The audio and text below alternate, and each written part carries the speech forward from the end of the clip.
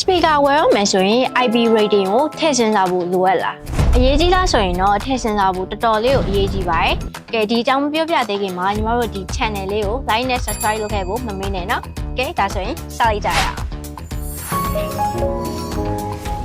speaker တစ်လုံးကောင်းမှုဆိုတာကအတန်ထွက်ကျယ်တာဒီဇိုင်းပိုင်းမိုက်နေုံနဲ့နေမရပါဘူးညီမတို့ဘယ်လောက်ထိရေဆိုခံလဲအကျန်းခံလဲဆိုတာကလည်းအရန်ကိုအရေးကြီးရယ် IP rating ဆိုတာက ingress production ကိုပြောတာဖြစ်ပါတယ်ဥပမာအနေနဲ့ညီမတို့ IPA 6ဆိုလို့ရှိရင်အရှိက H ကကြတော့ဖုံမဝင်နိုင်တဲ့ level ကိုပြပေးရဖြစ်ပြီးတော့နောက်က6ဆိုလို့ရှိရင်တော့ waterproof level ကိုသတ်မှတ်ပေးရဖြစ်ပါတယ်ကိုက speaker တစ်လုံးရွေးချယ်ရမယ်ဆိုရင်အနေဆုံး IPA 4လောက်ထိကိုရွေးချယ်ဝယ်ယူသင့်ပါတယ်ဒါမှမဟုတ်ကိုကရေဆိုခံပြီးတော့အကျန်းပရန်သုံးချင်တယ်ဆိုရင်တော့ IP rating မြင့်တဲ့ speaker ကိုရွေးချယ်ဖို့ညီမအကြံပေးပါတယ်